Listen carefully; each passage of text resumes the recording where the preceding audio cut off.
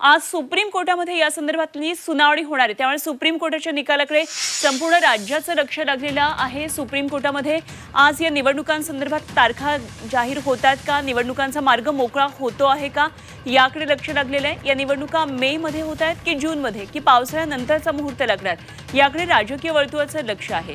राज्यातल्या दीर्घकाळ प्रलंबित असलेल्या स्थानिक स्वराज्य संस्था निवडणुकांबाबत आज सुप्रीम कोर्टामध्ये सुनावणी होणार आहे आणि कोर्टाच्या सुनावणीमध्ये यादीत हा विषय 29व्या क्रमांकावर आहे आणि त्यामुळे आता आजच्या या सुनावणीकडे राजकीय पक्षांसह संपूर्ण राज्यातल्या जनतेचं सुद्धा लक्ष लागलेलं आहे। कारण निवडणुकांचा मार्ग मोकळा झाला तर मे किंवा जून मध्ये निवडणुका होतील की पावसाळ्यानंतर होतील, या संदर्भातली उत्सुकता देखील आहे।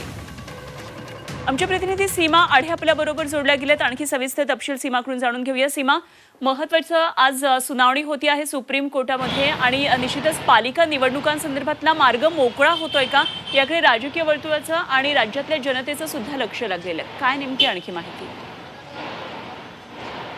अनुपमा, स्थानिक स्वराज्य संस्थांच्या निवडणुकीसंदर्भात सुप्रीम कोर्टामध्ये 28 जानेवारी रोजी सुनावणी जी आहे ती पार पडली। खरं तर त्याच दिवशी असं म्हटलं जात होतं की ती अंतिम सुनावणी असेल आणि सुप्रीम कोर्ट आपला निर्णय देईल। मात्र तरी देखील पुन्हा एकदा महिनाभर पुढे जी आहे म्हणजे 25 फेब्रुवारीची जी तारीख आहे ती देण्यात आलेली होती आणि त्यानुसार आज सुनावणी जी आहे ती पार पडणार आहे।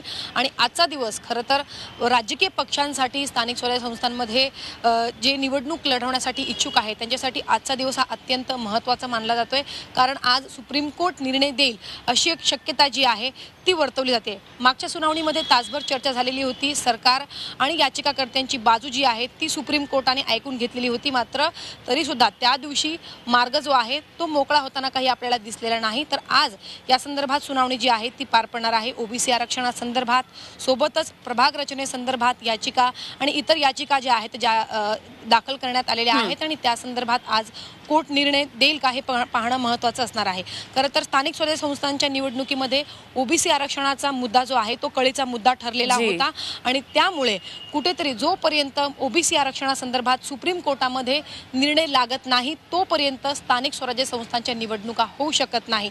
त्यामुळे राजकीय पक्ष असेल ते कुठेतरी आता याकडे लक्ष लावून आहेत की कधी सुप्रीम कोर्ट आपला निर्णय देईल आणि कधी महाराष्ट्रामध्ये स्थानिक स्वराज्य संस्थांच्या निवडणुका होईल। खरं तर आतापर्यंत आपण जर बघितलं तर 29 महानगरपालिकेच्या निवडणुका, 257 नगरपालिका, 226 जिल्हा परिषद आणि 289 नगरपंचायतीचा जो कारभार आहे तो प्रशासकांच्या हाती आहे। त्यामुळे कधीपर्यंत या स्थानिक स्वराज्य संस्थांच्या या राजकारणाकडे तर सगळ्यांचंच लक्ष लागलेलं आहे। कारण या निवडणुका लवकर होतील अशी खरं तर राजकारण्यांना आशा आहे। अर्थात सुप्रीम कोर्टाच्या आजच्या सुनावणीकडे म्हणूनच लक्ष असणार आहे। जरूर या घडामोडींवर लक्ष ठेवून राहा। सीमा, धन्यवाद दिलेल्या या सविस्तर माहितीसाठी।